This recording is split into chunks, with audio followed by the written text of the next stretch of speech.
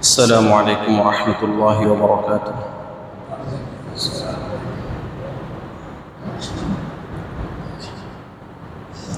الحمد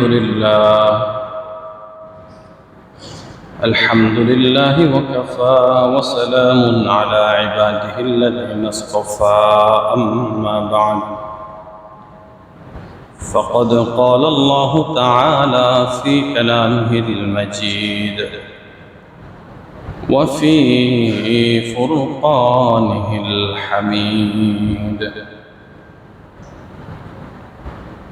أعوذ بالله من الشيطان الرجيم. بسم الله الرحمن الرحيم.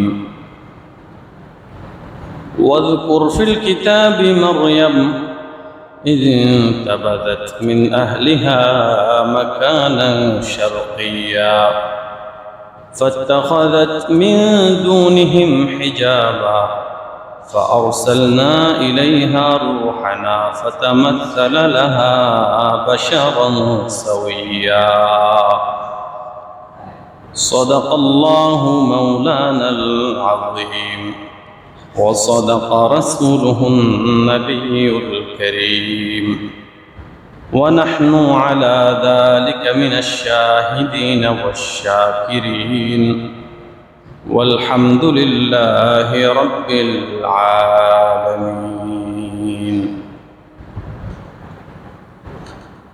মহান আল্লাহ রাব্বুল আলামিনের দরবারে অসংখ্য অগণিত শুকর ও সুজুদ আদায় করছি, যিনি অত্যন্ত দয়া এবং মায়া করে তার রহমতের ছায়াতলে আশ্রয় প্রদান করে আমাদেরকে তার ইবাদতের জন্য উপযুক্ত বানিয়ে পৃথিবীর মধ্যে সর্বশ্রেষ্ঠ এবং পবিত্রতম স্থান মসজিদে আগে আগে আসার ও বসার মতো এবং সর্বশ্রেষ্ঠ গ্রন্থ আল কোরআন থেকে কিছু কথা বলার ও শোনার মতো তৌফিক দান করেছেন। এই জন্য অন্তঃস্থল থেকে শুকরিয়া আদায় করি, জবান দিয়ে আওয়াজ করে বলি আলহামদুলিল্লাহ। আমরা সূরাতু মারইয়াম এর আলোচনা করছিলাম। সূরাতু মারইয়ামের মধ্যে আল্লাহ রাব্বুল আলামিন মারইয়াম আলাইহাস সালামের ঘটনা উল্লেখ বা আলোচনা করেছেন। তারই সাথে সূরার শুরুতেই এইরকম একটি সিমিলার ঘটনা হযরত জাকারিয়া আলাইহিস সালামের সাথে ঘটেছিল, যার কিছুটা কিঞ্চিত পরিমাণ মারইয়াম আলাইহাস সালামের সাথে মিল রয়েছে। এই জন্য আল্লাহ রাব্বুল আলামিন দুটোকেই এই সূরার মধ্যে স্থান দিয়েছেন। সূরার শুরুতে জাকারিয়া আলাইহিস সালামের ব্যাপারে আলোচনা করেছেন, যিনি বৃদ্ধ বয়সে সন্তান পাওয়ার আশা না থাকা সত্ত্বেও শুধুমাত্র আল্লাহর রহমতের আশা নিয়ে তিনি সন্তান লাভ করেছিলেন বা সন্তান লাভে ধন্য হয়েছিলেন। আর মারইয়াম আলাইহাস সালাম একদমই কোনো রকমের উসিলা ছাড়া স্বয়ং আল্লাহ রাব্বুল আলামিনের সরাসরি নির্দেশনার ভিত্তিতে স্বামী ছাড়া কিংবা কোনো ধরনের মিলন ছাড়াই তিনি সন্তানের মা হয়েছিলেন। সুবহানাল্লাহ।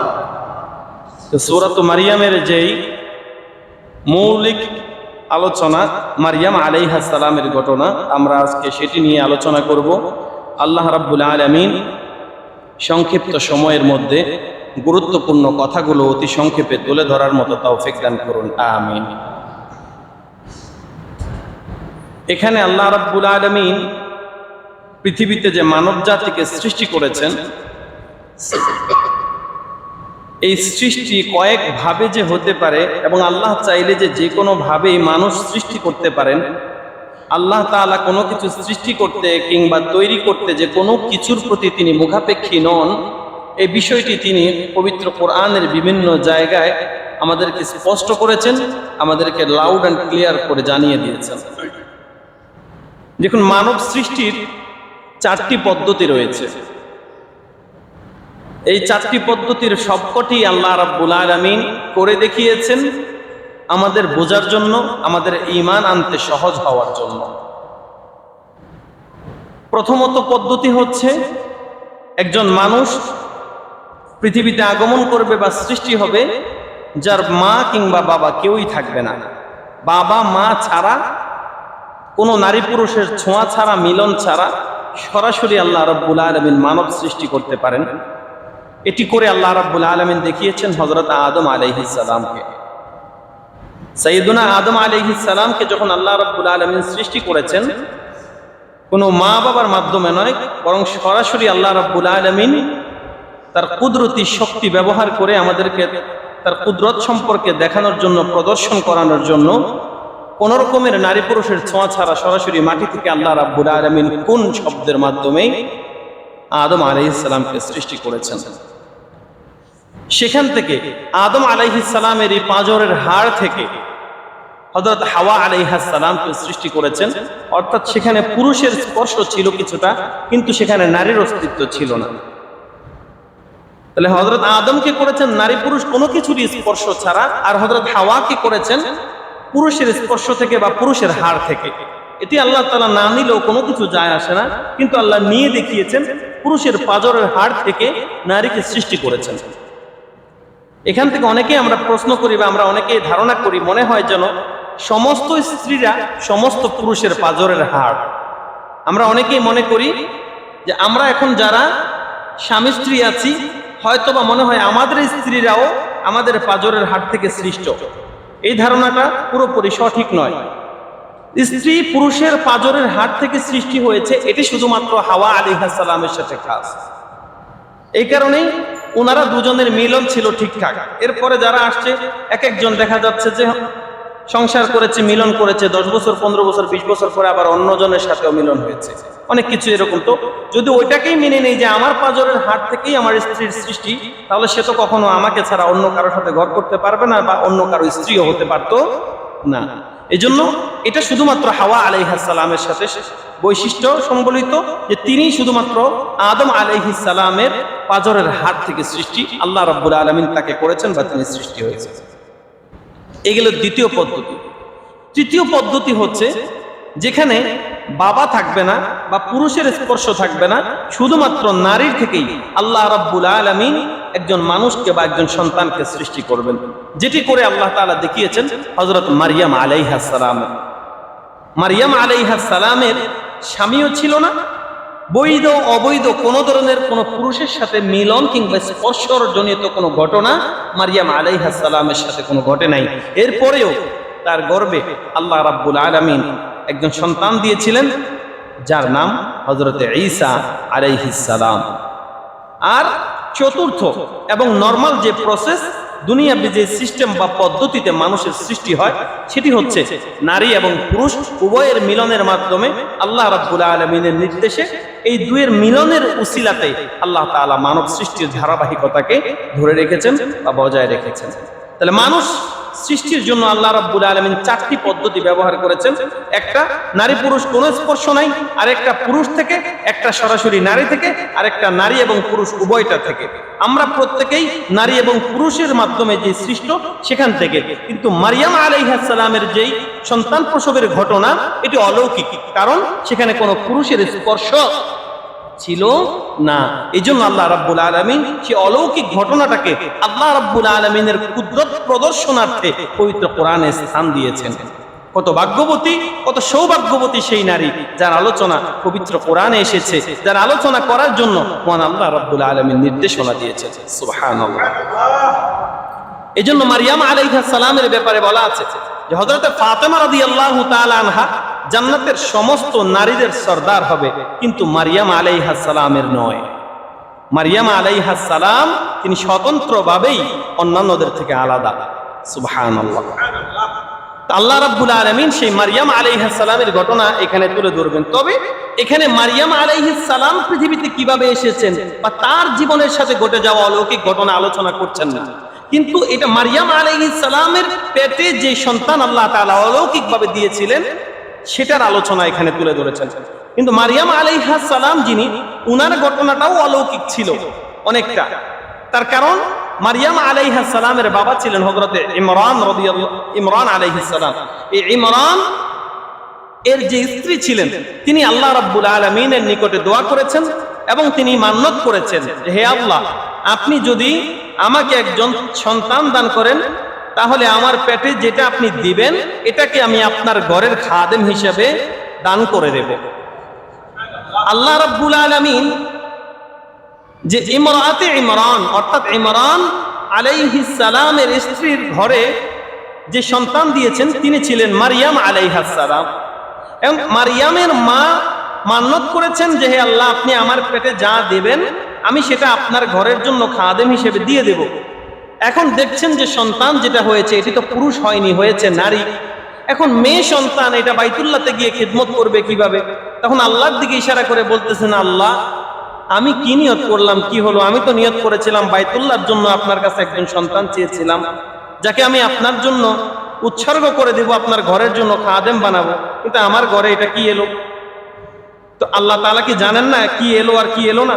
তারপরও কেন বলছেন? আবেগের বশে, যে আল্লাহ আমি তো চাইলাম এটা, কিন্তু এটা তো হলো না। আল্লাহ রাব্বুল আলামিনের পক্ষ থেকে নির্দেশনা এলো, তুমি নিয়ত করেছো যে মাফি বাতনি, আমার এই পেটে যা আসবে আমি সেটা দান করব। তোমার তো চিন্তা করার দরকার নাই সেটা কি ছেলে হলো নাকি মেয়ে হলো। তুমি তোমার মান্নত পুরা করো, তুমি তোমার কন্যা সন্তানকে এই আল্লাহর জন্য দান করো, তুমি তোমার বাইতুল্লাহর জন্য ছেড়ে দাও। বাইতুল্লাহর জন্য মারিয়াম আলাইহিস সালামকে নির্ধারণ করা হলো। জাকারিয়া আলাইহিস সালাম হচ্ছেন এই মারিয়াম আলাইহিস সালামের খালু জান। এই খালু তার তত্ত্বাবধান করেছেন, তাকে লালন পালন করেছেন। জাকারিয়া আলাইহিস সালাম ইয়াহইয়া আলাইহিস সালামের আব্বা জান, আর ইয়াহইয়া আলাইহিস সালাম এবং ঈসা আলাইহিস সালাম দুজন খালাতো ভাই। জাকারিয়া আলাইহিস সালাম মারিয়াম আলাইহাস সালামের খালু। এই খালুর তত্ত্বাবধানে ইমরানের কন্যা মারিয়াম আলাইহাস সালাম লালিত পালিত হয়েছে।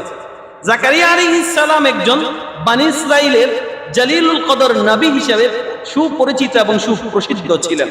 তিনি যখন মারিয়াম আলাইহাস সালামকে ওনার বিশেষ কামরায় দেখতে যেতেন, মাঝে মাঝে দেখতে পেতেন মারিয়াম আলাইহাস সালাম এমন এমন খাবার খাচ্ছেন, বা ওনার সামনে এমন এমন খাবারকে সুসজ্জিত করে রাখা হয়েছে যেটা জাকারিয়া আলাইহিস সালাম ওই সময়ে ওই খাবারটা কল্পনাও করতে পারেন নাই।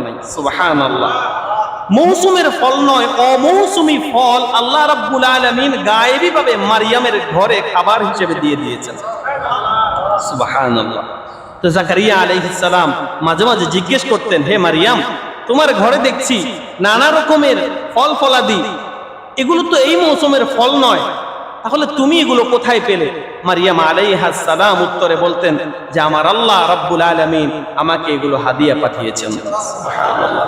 তো তার জীবনেও অনেক অলৌকিক ঘটনা আছে, কিন্তু পবিত্র কোরআনে এই সূরা মারিয়ামের মধ্যে যে ঘটনার আলোকপাত, এটি মারিয়াম আলাইহাস সালামের সাথে তার আগে যে সংক্রান্ত ঘটনা সেগুলো নয়।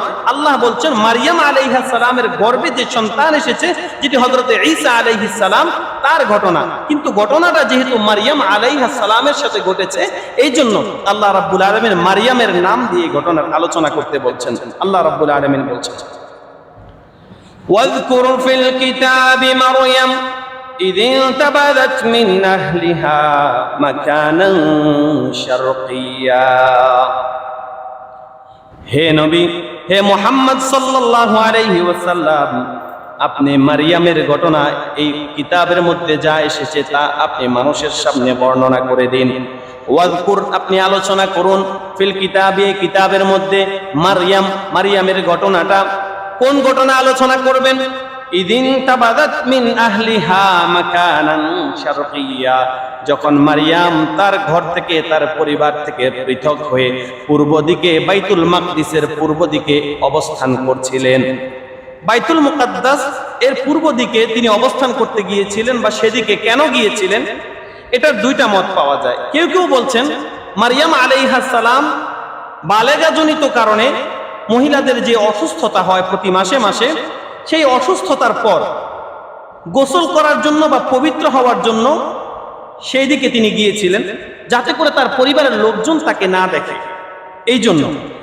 আর কেউ কেউ বলছেন যে না, তিনি গোসল করার উদ্দেশ্যে নয়, বরং আল্লাহ রাব্বুল আলামিনের নির্জনে ইবাদত করার জন্য তিনি তার পরিবার পরিজন থেকে পৃথক হয়ে গিয়েছিলেন, যাতে করে ইবাদতের মধ্যে এক্সট্রা মনোযোগ পাওয়া যায়, যাতে করে লৌকিকতা মুক্ত ইবাদত করা যায়। এই জন্য এখান থেকে বোঝা যায় একাকী বা নীরবে নিবৃত্তে যে ইবাদত করা হয় সেটা প্রশংসাযোগ্য, এবং সেটার মধ্যে মনোযোগ বেশি আসে, এবং সেটা কবুল হওয়ার সম্ভাবনা বেশি থাকে। কারণ যখন একাকী একজন মানুষ ইবাদত করতে যায়, তখন তার মধ্যে একটা জিনিসই শুধুমাত্র কাজ করে, যে এখানে আমাকে আমার আল্লাহ ছাড়া পৃথিবীর কেউ তো দেখছে না, তাহলে আমি কাকে দেখানোর জন্য তাড়াহুড়া করব বা কাকে দেখানোর জন্য সুন্দর করব? এখানে তো কেবলমাত্র আমার আল্লাহ আমাকে দেখছেন, সুতরাং তাকে খুশি করাটাই আমার একমাত্র উদ্দেশ্য। তো মারিয়াম আলাইহিস সালাম তার পরিবার পরিজন থেকে পূর্ব দিকে এক জায়গাতে গিয়ে যখন অবস্থান করছিলেন, তখন যে ঘটনাটা ওনার সাথে ঘটেছিল, ওই ঘটনাটা হে নবী আপনি এই কিতাবের মধ্যে বা এই কোরআনের মধ্যে আলোচনা করুন। কি হয়েছিল? আল্লাহ রাব্বুল আলামিন বলছেন, ফাত্তাখাযাত মিন দুনিহিম হিজাবা ফাআরসালনা ইলাইহা রূহানা ফাতামাসসালা লাহা বাশারান সাওয়্যা। যখন মারিয়াম তার পরিবার এবং তার মাঝে একটি পর্দা টেনে দিয়েছিলেন, এখন গোসল করার জন্য পর্দা টানতে পারে, অথবা একটি কামরা যেখানে গিয়ে কেউ উনার ইবাদতটাকে যেন দেখতে না পায়, এই জন্য তিনি নির্জনে যেতে পারেন, যে উদ্দেশ্যে যাক তিনি একটা পর্দা মাঝখানে টেনেছিলেন। এমন সময় যখন মানুষ থেকে বা পরিবার পরিজন থেকে লোকালয়ে তিনি গেলেন এবং তিনি যখন গোপন কামরায় বা গোপন কক্ষে প্রবেশ করলেন, আল্লাহ রাব্বুল আলামিন বলছেন, ফাআরসালনা ইলাইহা রূহানা ফাতামাসসালা লাহা বাশারান সাওয়্যা। ওই অবস্থায় আমি আমার পক্ষ থেকে রূহকে অর্থাৎ জিবরিল আমিনকে পাঠালাম। জিবরিল আমিন এমন অবস্থায় মারিয়ামের সামনে গেল যেন পরিপূর্ণ একজন মানুষ, অর্থাৎ মানব আকৃতি ধারণ করে জিবরিল আমিন মারিয়াম আলাইহিস সালামের সঙ্গে দেখা করতে গেলেন। যেহেতু তিনি ফেরেশতার যে বেশভূষা ওই মেইন আকৃতিতে যান নাই, মানব আকৃতিতে গিয়েছেন। আর মারিয়াম আলাইহিস সালাম যেখানে গিয়েছেন তিনি সেখানে একা, তার পরিবার পরিজনও নাই, তাদের থেকে আলাদা। তো এমন একটা নির্জন কক্ষে যাওয়ার পরে যখন দেখলেন সেখানে একজন পুরুষ সরাসরি সেখানে প্রবেশ করছে, স্বাভাবিকভাবে একজন নারী বিব্রতকর পরিস্থিতিতে পড়বেন, মনের মধ্যে ভয় আসবে, এটাই স্বাভাবিক। তো মারিয়াম আলাইহিস সালাম জিবরিল আমিনের মানবাকৃতিতে এই প্রবেশকে দেখে তিনি কিছুটা ভীত সন্ত্রস্ত হলেন, ভয় পেলেন। এই অবস্থায় তিনি বলছেন, قالت إني أعوذ بالرحمن منك إن كنت تقيا। মারিয়াম তখন বলছেন, আমি আমার রব, আমার রহমান আল্লাহ রাব্বুল আলামিনের কাছে পানা চাই তোমার থেকে, হে পুরুষ, তোমার থেকে আমি আল্লাহর কাছে পানা চাই, যদি তুমি মুত্তাকি হও, যদি তুমি মুমিন হও, যদি তুমি আল্লাহকে ভয় করে থাকো, তবে আমার সাথে কোনো ধরনের দুর্ঘটনা বা অপকর্মে লিপ্ত হয়ো না। তার মানে তিনি পবিত্র ছিলেন, তিনি তার ইজ্জতের ব্যাপারে যথেষ্ট পরিমাণ সচেতন ছিলেন, যাতে করে অনাকাঙ্ক্ষিত কোনো ঘটনা না ঘটে যায়। নিজের থেকে তো জেনায় তিনি লিপ্ত কখনো হননি, উপরন্তু কোনো দর্শনেরও যেন তিনি শিকার না হন, সেজন্য প্রথমত আল্লাহর কাছে পানা চাইলেন, পাশাপাশি তাকেও আল্লাহর কথা স্মরণ করিয়ে দিলেন। এ থেকে বোঝা যায় কোনো মানুষ যদি মুমিন হয়, তার অন্তরে যদি আল্লাহর ভয় থাকে, সাময়িকভাবে সে যদি অন্যায় করতেও যায়, এরপরেও প্রথমত উচিত আল্লাহর কাছ থেকে পানা চাওয়া, পাশাপাশি উচিত তাকে আল্লাহর কথা স্মরণ করিয়ে দেওয়া। ভাই, তুমি তো মুসলিম, তুমি তো আল্লাহকে বিশ্বাস করো, তুমি যে জুলুমটা করছো আল্লাহ দেখছেন, সুতরাং তুমি এটা করো না। এখান থেকে বোঝা যায় যে আল্লাহর কথা স্মরণ করিয়ে দিলে হয়তোবা ওই সময় আল্লাহর নামের তাজাল্লিতে বা আল্লাহর নামের প্রভাবে ওই লোকটার মধ্যে হেদায়েতের আলো এসে যেতে পারে। এজন্য কোনো মানুষকে সরাসরি খারাপ বলে এস্টিমেট করার আগে আল্লাহর কাছে পানা চাওয়া, আল্লাহর কাছে দোয়া করা এবং তাকে প্রথমত দ্বীনের দাওয়াত পৌঁছে দেওয়া, যে একজন মুসলিম হিসেবে আপনি যে কাজটা করছেন এটা করা আপনার পক্ষে উচিত হচ্ছে না। এরপরে জিবরিল আমিন তো জানেন তিনি যে কোনো খারাপ কাজ করার জন্য আসেন নাই, কিংবা তিনি যে খারাপ নন, এজন্য তিনি ক্লিয়ার করে মারিয়াম আলাইহিস সালামের ভয় দূর করার জন্য বলছেন, قال إنما أنا رسول ربك لأهب لك غلاما زكيا। হে মারিয়াম, আপনি আল্লাহর কাছে পানা চাচ্ছেন আর আমাকে আল্লাহর কথা স্মরণ করাচ্ছেন কেন আমি জানি। আপনি মনে করছেন বা আপনি ভয় করছেন যে একজন পুরুষ এমন একজন নির্জন কামরায় নারীর কক্ষে প্রবেশ করেছে, অতএব না জানি কোন ধরনের দুর্ঘটনা ঘটে যায়। সুতরাং আপনি নিশ্চিন্তে থাকুন, নির্ভয়ে থাকুন, আমি তেমন কেউ নই, আমি এমন কোনো মানুষও নই, বরং আমি আল্লাহ রাব্বুল আলামিনের পক্ষ থেকে প্রেরিত একজন রাসূল, একজন দূত, আমি একজন ফেরেশতা মাত্র। আমি কোনো অপকর্ম করার জন্য আসি নাই, বরং আল্লাহর নির্দেশে আমি এই জন্যই এসেছি যে আল্লাহ ইচ্ছা করেছেন আল্লাহ নির্দেশ দিয়েছেন আপনাকে যেন আল্লাহর পক্ষ থেকে একজন সন্তান আপনার গর্ভে আমি দিয়ে দেই। সুবহানাল্লাহ। এই সন্তান জিবরিল আমিন দেবে না, দিবে আল্লাহ। ইচ্ছাটা যে আল্লাহ করেছেন সেই ইচ্ছাটা মানবের কাছে এনে জিবরিলের মাধ্যমে পৌঁছে দিয়েছেন, যেটাকে ওহী বলা চলে। তো জিবরিল আমিনকে সেখানে সরাসরি পাঠিয়ে মারিয়ামকে জানিয়ে দিলেন, হে মারিয়াম, তোমার সাথে কোনো রকমের অপকর্ম হবে না, কোনো রকমের দুর্ঘটনা ঘটবে না, তুমি নির্ভয়ে থাকো, নিশ্চিন্তে থাকো। আমি এসেছি স্বয়ং আল্লাহর পক্ষ থেকে। যেই আল্লাহর ভয় তুমি আমাকে দেখাচ্ছ, সেই ভয় আমার অন্তরে এমনিতেই আছে, আর আমি তার পক্ষ থেকেই একজন প্রেরিত দূত বা একজন রাসূল। সুতরাং আমি তোমার সাথে কোনো রকমের অপকর্মে লিপ্ত হব না। আমি এটি তোমাকে জানানোর জন্য এসেছি যে লি আহাবা লাকি গুলামান জাকিয়া, একজন পবিত্র সন্তান আল্লাহর পক্ষ থেকে তোমার জন্য নির্ধারণ করা হয়েছে। এখন আমরা তো এটা আল্লাহর প্রতি পরিপূর্ণ আস্থা, ভরসা, বিশ্বাস, এবং এটা আমরা জেনেছি বলে এখন বলতেছি সুবহানাল্লাহ। কিন্তু এই ঘটনাটা যার সাথে ঘটেছে তিনি তো এটা সুবহানাল্লাহর অর্থে নেন নাই, কারণ তিনি জানতেন যে এইভাবে বিবাহ বহির্ভূত একজন সন্তান পৃথিবীতে আগমন করতে গেলে, বা যার মাধ্যমে একজন এমন সন্তান আসবে যার স্বামী নাই, যার সাথে কারো মিলন হয় নাই, যে কোনো মনিবের দাসী নয়, তাহলে স্বীকৃত কোনো পুরুষের ছোঁয়া ছাড়া এমন একজন সন্তানের মা হওয়া তার জন্য যে কতটা চ্যালেঞ্জিং, এটা তো সে জানে। আমরা তো সুবহানাল্লাহ বলছি কেন? যে আমরা স্পষ্ট এটা স্বীকার করি এবং বিশ্বাস করি যে এখানে কোনো রকমের অপবিত্রতার কোনো ঘটনা ঘটেনি। আল্লাহ তাআলা পবিত্র, তিনি পবিত্রতার সাথেই এই ঘটনা ঘটিয়েছেন। বিদায় এত শত বছর পরে বা কয়েক হাজার বছর পরে আমরা বলছি সুবহানাল্লাহ। কিন্তু মারিয়াম আলাইহিস সালাম তো এই ঘটনা বা এই ঘোষণা শোনার পরে তিনি ভীত সন্ত্রস্ত হয়ে পড়েছেন, আশ্চর্য হয়ে পড়েছেন, যেটা কিভাবে সম্ভব। তিনি বলছেন, قالت أنى يكون لي غلام ولم يمسسني بشر ولم أك بغيا। হে জিবরিল, হে আল্লাহর প্রেরিত দূত, হে আল্লাহর প্রেরিত ফেরেশতা, আপনি বলছেন আমার জন্য আল্লাহর পক্ষ থেকে সন্তানের ঘোষণা। তাহলে আন্না অর্থাৎ কিভাবে এটা সম্ভব, এটা কি করে সম্ভব হতে পারে, এটা কেন প্রশ্ন করছেন এটাও ক্লিয়ার তিনি করছেন। যে কারণ হলো লাম ইয়ামসাসনি বাশার, কোন রকমের বৈধ কোনো পুরুষও আমাকে স্পর্শ করে নাই, অর্থাৎ আমার তো বিবাহ হয় নাই। এমনকি ওয়ালাম আকু বাগিয়া, আমি তো জিনাকারিনীও নয়, অর্থাৎ বৈধ কিংবা অবৈধ কোনোভাবেই কোনো পুরুষ আমাকে কোনোদিন স্পর্শ করে নাই। ও জিবরাইল, তুমিও তো আমাকে স্পর্শ করবা না, কারণ তুমি এটা আমাকে ক্লিয়ার করেছো, অভয় দিয়েছো, আল্লাহর পক্ষ থেকে তুমি এসেছো, তাহলে তুমিও আমাকে স্পর্শ করবে না। তোমার আগেও কোনো পুরুষ আমাকে স্পর্শ করে নাই, বৈধভাবে কিংবা অবৈধভাবে কোনোদিন আমার সাথে কোনো পুরুষের মিলন হয় নাই। এমন অবস্থায় কেমন করে আমার পেটের মধ্যে সন্তানের সুখবর হবে? মারিয়াম আলাইহিস সালাম যখন এই প্রশ্ন করলেন, জিবরিল আমিন আল্লাহর পক্ষ থেকে উত্তর দিয়ে বললেন, ক্বালা কাযালিক, এটা এমনিতেই হয়ে যাবে। কারণ হচ্ছে ক্বালা রাব্বুকি হুয়া আলাইয়া হাইয়িন, তোমার রবের জন্য এটা কঠিন কোনো কাজ নয়, তোমার রবের জন্য এটি অনেক সহজ একটি কাজ। কারণ তোমার রব এমন রব যিনি চাইলে পিতামাতা ছাড়াও সন্তান পৃথিবীতে আনতে পারেন, তিনি চাইলে পিতা ছাড়াও পৃথিবীতে সন্তান দিতে পারেন, তিনি চাইলে মাতা ছাড়াও সন্তান দিতে পারেন, তিনি চাইলে পিতামাতা উভয়ের মাধ্যমেও সন্তান দিতে পারেন। সুতরাং তোমার সাথে যেটি হবে এটি কোনো অলৌকিক ঘটনা হতে পারে না, আল্লাহর জন্য এটি অসম্ভব কোনো ঘটনা হতে পারে না। আল্লাহর জন্য অলৌকিক বলতে কিছু নাই, অলৌকিক যা কিছু আমরা বলি সব কিছু শুধুমাত্র আমাদের জন্য।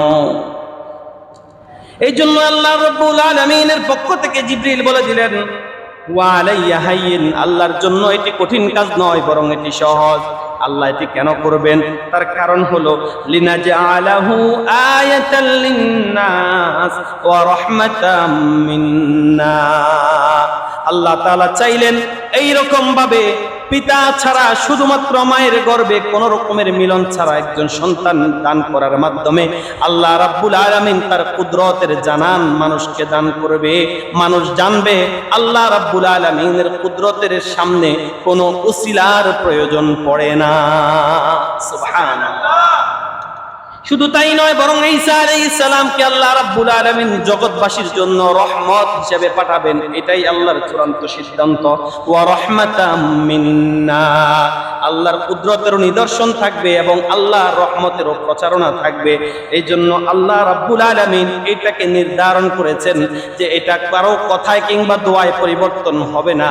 ওয়া কানা আমরাম মাকদিয়া, এটা এমন এক সিদ্ধান্ত যেটা আল্লাহ রাব্বুল আলামিন ইতিমধ্যেই নিয়ে ফেলেছেন।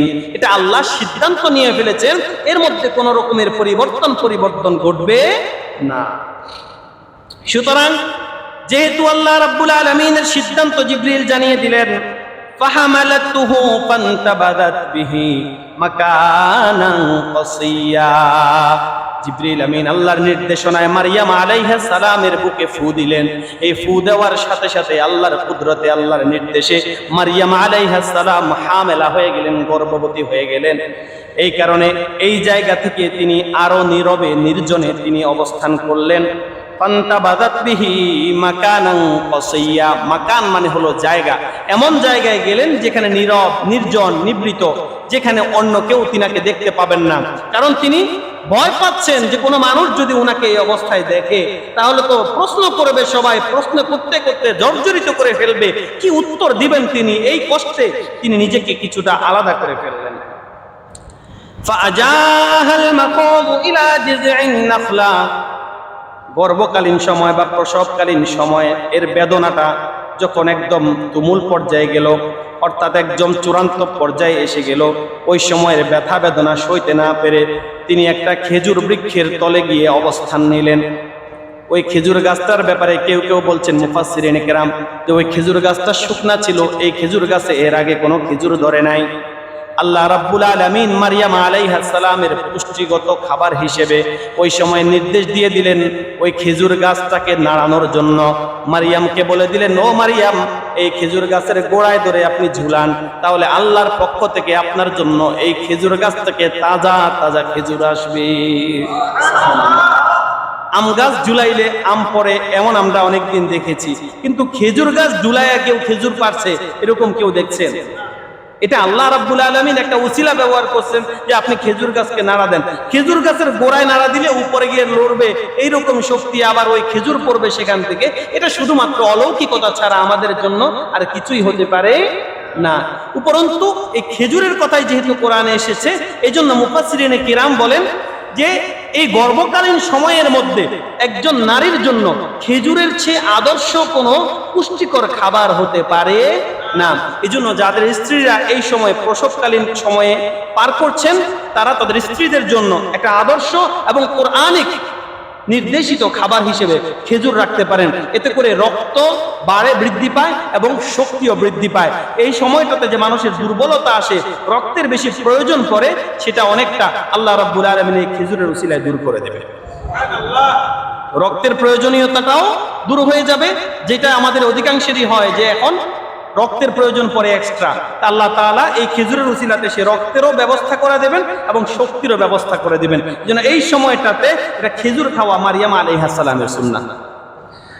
আল্লাহ রাব্বুল আলামিন এই সৃষ্টি করে আমাদের জন্য কি কি জিনিস আমাদের উপকারে আসবে সব কিছু আমাদেরকে জানিয়ে দিয়েছেন। সুবহানাল্লাহি ওয়া বিহামদিহি। আল্লাহ কত গফুর, আল্লাহ কত রহিম রহমান, একটু চিন্তা করলে দেখা যায়।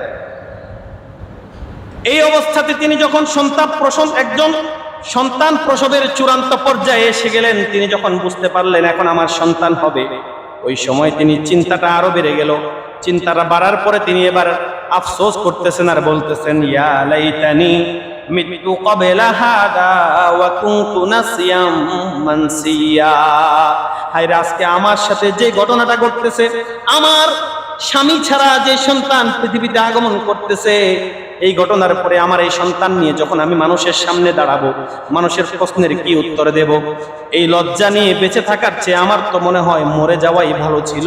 আহারে, যদি আমার এমন হতো, আমি যদি মরে যেতাম, এমন ভাবে মরতাম মানুষ যেন আমার কথাটাই একদম ভুলে যেত যে মারিয়াম নামে একজন নারী এই পৃথিবীতে আগমন করেছিল। মানুষের মন থেকে যেন এই কথাটা পর্যন্ত উঠে যাইতো, যদি এমন হতো কতই না ভালো হতো।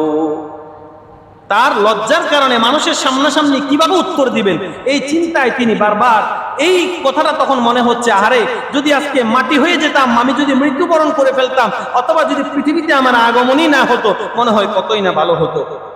এখান থেকে আবার অনেকে বলে যে মৃত্যু কামনা করা জায়েজ না, মৃত্যু কামনা করা জায়েজ না। এটা মৃত্যু বলতে তিনি চেয়েছিলেন যে অসম্মানজনক জীবনের চেয়ে বরং সম্মানজনক ইমানই মরণই ভালো। অসম্মানজনক বা লাঞ্ছনাকর জীবনের চেয়ে ইমানের সাথে সম্মানের মরণ ভালো। সেই মরণ কামনা করা, শাহাদাতের মরণ কামনা করা, ইমানের সাথে মৃত্যু কামনা করা, সেটা ভিন্ন কথা। কিন্তু এমনিতেই একটু সামান্য দুনিয়ার কষ্ট পাই, আল্লাহ আমারে তুমি নিয়ে যাও, আমারে কেন রাখলা এত কষ্ট দেওয়ার জন্য, আমি তো আর সইতে পারতেছি না, আমি কি এমন গুনাহ করছিলাম যে আমার সাথে এমন হলো। যে লোকটা সারাদিন গুনাহের মধ্যে ডুবে থাকে, সেও আক্ষেপ করে বলে অনেক সময় যে কি কোন পাপ জানি করছিলাম, কোন পাপের না জানি শাস্তি পাইতেছি, সে পাপ খুঁজে পায় না। তো এগুলো হচ্ছে হঠকারিতা, এগুলো জায়েজ না। যদি সত্যিকার অর্থে একজন নিরপরাধ নির্দোষ মানুষের জীবনে চরিত্রের মধ্যে কলঙ্ক এসে যায়, ওই কলঙ্ক থেকে পানা চাওয়ার জন্য আল্লাহর কাছে ঈমান এবং সম্মানজনক মৃত্যু কামনা করা যেতে পারে, সেটা ভিন্ন প্রসঙ্গ। মারিয়াম আলাইহিস সালাম সেটাই করেছিলেন, নরমালি মৃত্যু চান নাই তিনি, বরং মৃত্যু কামনার মাধ্যমে এই যে একটা ঘটনা, এই যে একটা বিব্রতকর পরিস্থিতি, এটা থেকেই বরং আল্লাহর কাছ থেকে পানা চাচ্ছিলেন যে আল্লাহ, আমি তো কোনো রকমের অপকর্ম করি নাই, আপনার হুকুমেই এটা হয়েছে, কিন্তু মানুষ তো বুঝতে চাইবে না, আমি মানুষকে কিভাবে বুঝাবো? আমার তো মনে হয় মানুষের সামনাসামনি হয়ে লজ্জিত হওয়ার চেয়ে আমার মরণটাই মনে হয় ভালো। বরং মরণটা ভালো না, এটা বুঝাতে চাচ্ছেন যে হে আল্লাহ, আমি লজ্জাকর পরিস্থিতিতে পড়তে চাই না, আপনি আমাকে হেফাজত করেন। এই জন্য আল্লাহ রাব্বুল আলামিন উনাকে সেখানে সেভাবেই হেফাজত করলেন। ফানাদাহা মিন তাহতিহা আল্লা তাহজানি কদ জাআলা রাব্বুকি তাহতাকি সারিয়া। আল্লাহর পক্ষ থেকে তখন জিবরিল আমিন ওনাকে ডাকলেন, ডেকে বললেন, ও মারিয়াম, যেই আল্লাহ তোমার সাথে এমন আচরণ করেছেন, ওই আল্লাহ তোমাকে একাকী মানুষের সামনে প্রশ্নের সম্মুখীন করে লজ্জিত করে ছাড়বে না, বরং তুমি টেনশন করো না, নিশ্চিন্তে থাকো, আল্লাহ রাব্বুল আলামিন তোমাকে হেফাজত করবে। وهزي إليك بجذع النخلة تساقط عليك رطبا جنيا। তুমি খেজুর গাছকে নাড়া দাও, এখান থেকে খেজুর পড়বে, তুমি সেই খেজুর খাও। ফাকুলি, ওই খেজুরগুলা তুমি খাও। ওয়াশরাবি, তোমার জন্য আল্লাহ তাআলা নহরের ব্যবস্থা করেছে, নালার ব্যবস্থা করেছে, সেখান থেকে তুমি পানি পান করো। ওয়াকাররি আইনা, তোমাকে আল্লাহ যে সন্তান দিয়েছে, সেই সন্তানের দিকে তাকিয়ে নজর দিয়ে তুমি নিজেকে প্রবোধ দাও, আনন্দিত হও, টেনশনের কোনো কারণ নাই। আল্লাহ তাআলা জানেন সব কিছু তিনি জেনে বুঝেই ঘটাইছেন, সুতরাং তার কোনো হুকুম মানতে গিয়ে তুমি অপমানিত হবা, লাঞ্ছিত হবা, আল্লাহ চুপ করে বসে থাকবেন এমনটা হবে না। ফাইম্মা তারাইন্না মিনাল বাশারি আহাদা, শোনো, তোমার জন্য এই সময়ে একটা নির্দেশনা আছে, সেটি হলো কোনো মানুষের সাথে যদি এই পরিস্থিতিতে তোমার দেখা হয়ে যায়, তবে শুধুমাত্র তাদেরকে এই কথাটাই বলবা, ফাকুলি, তুমি বলবা, ইন্নী নাযারতু লিররহমানি সাওমা ফালান উকাল্লিমাল ইয়াউমা ইনসিয়া।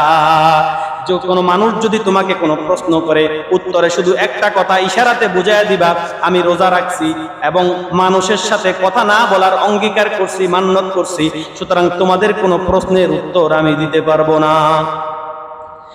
অনেক সময় অপরাধীকে প্রশ্ন করলে অপরাধী চুপ থাকে, চুপ থাকাটা তার সম্মতির লক্ষণ নয়। হতে পারে যে সে এই জায়গাতে উত্তর দিচ্ছে না, আল্লাহর উপরে ভরসা করছে, আল্লাহর উত্তরের অপেক্ষায় আছে। এমন পরিস্থিতিতে কেউ যদি আল্লাহর জন্য কোনো কাজ করতে গিয়ে বাধার সম্মুখীন হয়, এই পরিস্থিতিতে যদি সে সবর করে আল্লাহর উপরে তাওয়াক্কুল করে, আল্লাহ রাব্বুল আলামিন তার পক্ষ থেকে উত্তমভাবে জবাবের ব্যবস্থা করে দেয়। ফাআতাত বিহি কওমাহা তাহমিলুহু قالوا يا مريم لقد جئت شيئا فريا। যখন মারিয়ামের ওই প্রসব করা সন্তান ঈসা আলাইহিস সালামকে নিয়ে তার পরিবারের কাছে, পরিজনের কাছে তিনি আসলেন, লোকেরা তো এতদিন পর্যন্ত মারিয়ামকে খুঁজতেছিল, শুধু যে মারিয়াম কই গেল কই গেল, লোক মুখে অনেক কথা শুনেছে, খুঁজতেছে, শুধু মারিয়ামকে ধরবে, অপমান করবে। আর যখন সামনাসামনি পাইছে, আর তো কোনো কথা নাই, সাথে সাথেই প্রশ্ন করা শুরু করছে, লাকাদ জিতি শাইআন ফারিয়া, তুমি তো কি কাণ্ডনা ঘটাইলা মারিয়াম, এইরকম ভয়ঙ্কর, এইরকম অপ্রীতিকর ঘটনা কেমন করে তুমি ঘটাইলা? জিজ্ঞাসা করলেও তো পারতো যে কি হয়েছে আমাদেরকে বলো, না সেটা না, সরাসরি অপবাদ দিয়ে দিয়েছে। আমাদের এক অভ্যাস মানুষের, কোনো কিছু হইলে যাচাই বাছাই না করে আগে অপবাদ দিয়ে দেওয়া। এটা মানুষের একটা খারাপ বা বদ অভ্যাস, এটা উচিত না।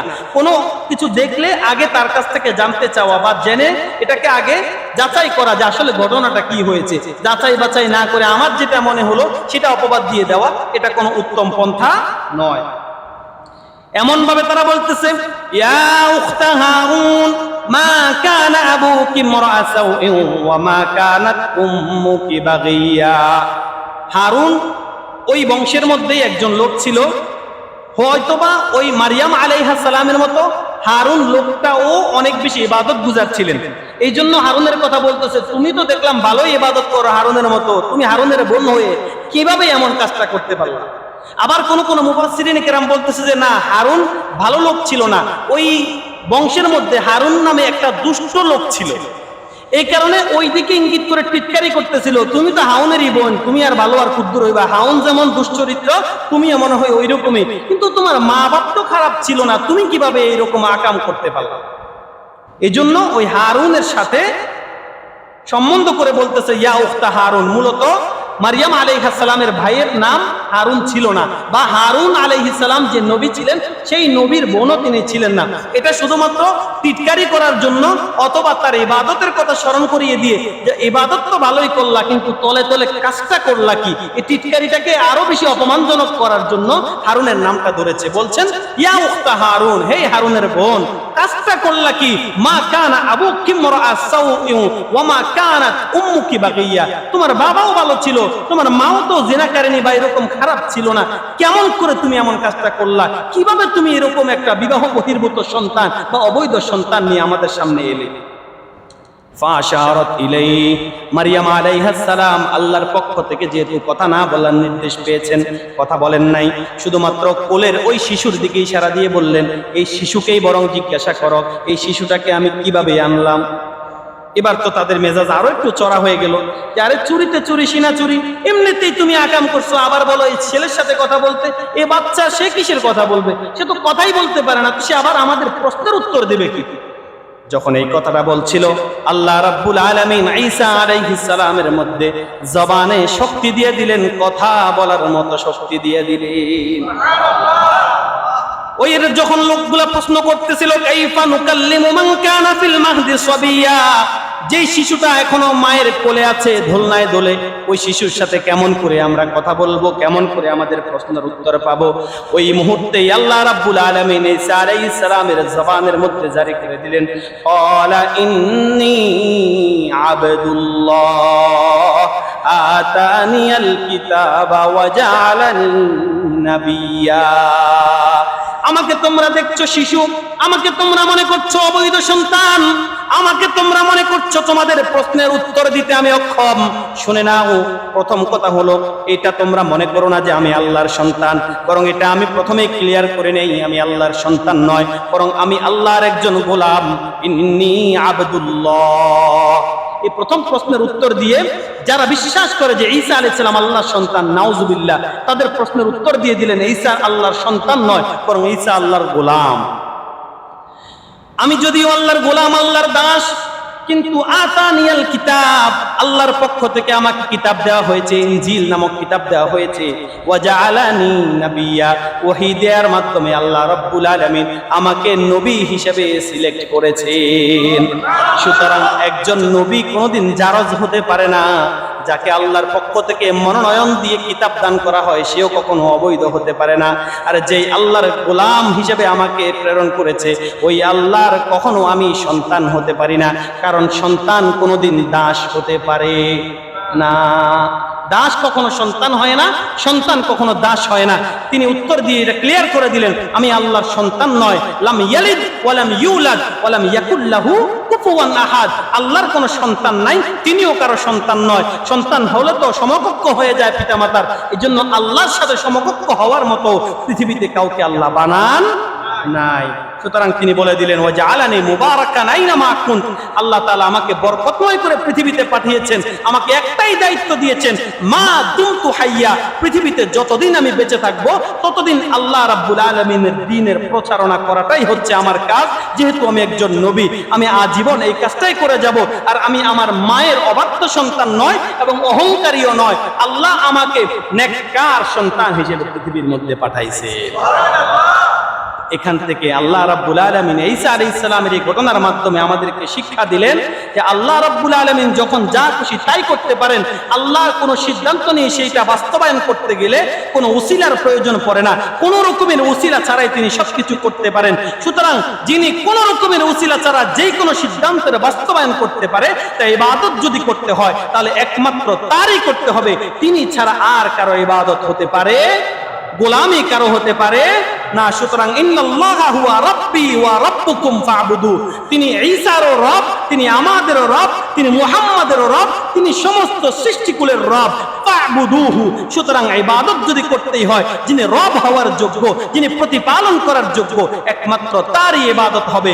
এটাই হচ্ছে একমাত্র সিরাতে মুস্তাকিম, এটাই হচ্ছে একমাত্র সরল পথ। এটা যার মধ্যে বিশ্বাস থাকবে সে কখনো শিরকে লিপ্ত হতে পারে না, সে কখনো আল্লাহ রাব্বুল আলামিন ছাড়া কারো সামনে মাথা নত করতে পারে না। আল্লাহ রাব্বুল আলামিন এই ঘটনাগুলো থেকে, এই শিক্ষাগুলো থেকে আমাদের জীবনে বাস্তবায়ন করে, এই শিক্ষাগুলো আমাদের জীবনে বাস্তবায়িত করে আমাদেরকে সেইভাবে চলার তৌফিক দান করুন। আমিন। ওয়া মা তাওফীকি ইল্লা বিল্লাহ।